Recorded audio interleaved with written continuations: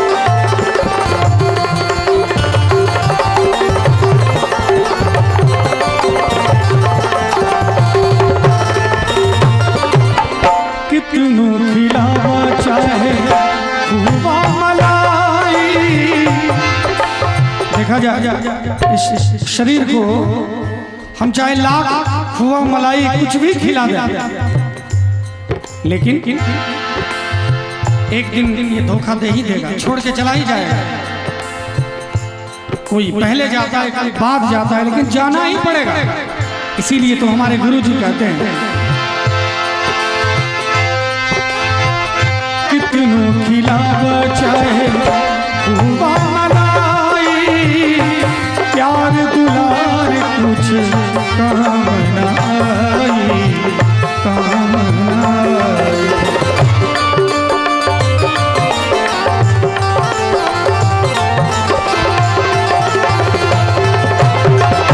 आवेला बुलावा जैसे, आवेला बुलावा जैसे, उड़ जाला तोता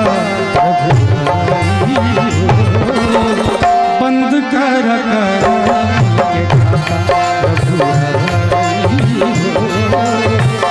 बंद कर। और आवेला बुलावा जब उड़ जाला तोता, ये जब बुलावा आता है शरीर का तो तोता, प्राण रूपी तोता उड़ जाता है, सिर्फ पिंजरा रहता है। इसीलिए तो बड़ा सुंदर किसी ने कहा है, सब दिन होत न एक समान, सब दिन होत न एक समान, सब दिन होत न एक समान, सब दिन होत न एक समान।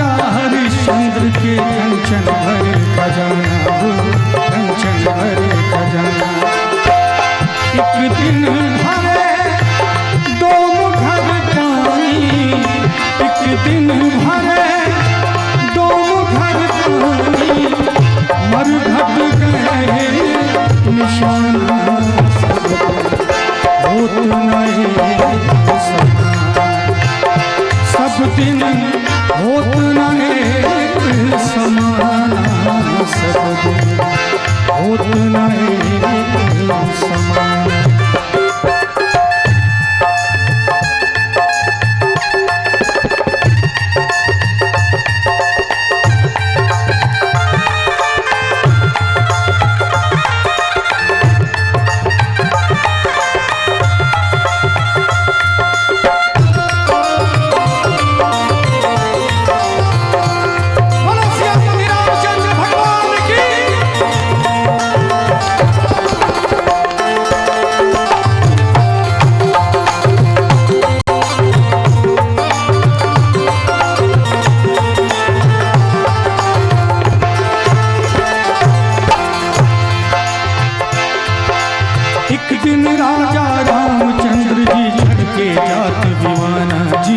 चढ़ के जात दीवाना,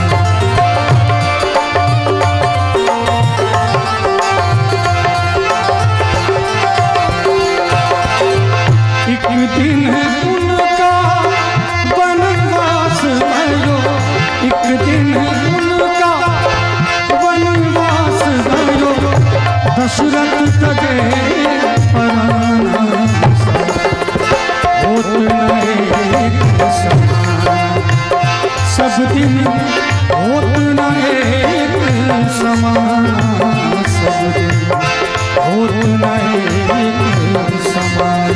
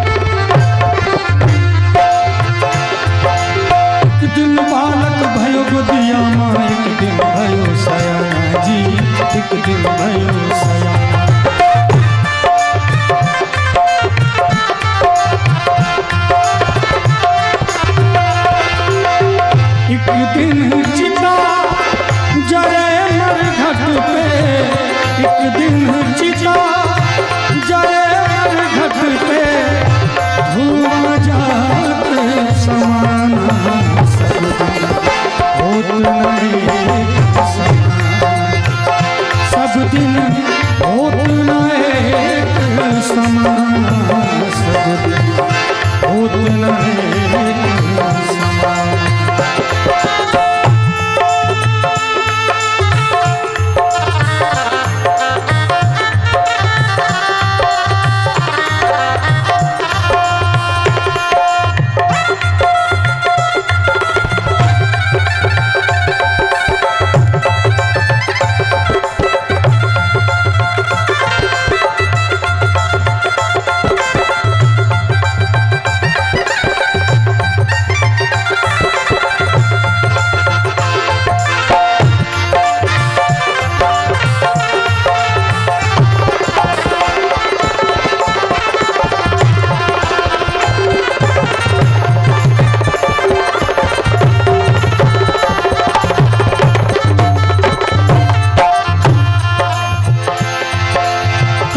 कबीर सुनो भाई साधो यह पद है निर्वाण जी, यह पद है निर्वाण।